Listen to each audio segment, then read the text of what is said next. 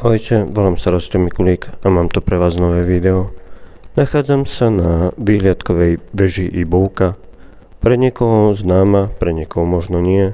Táto väža má 10 poschodí, z toho verejnosti je prístupných len 9.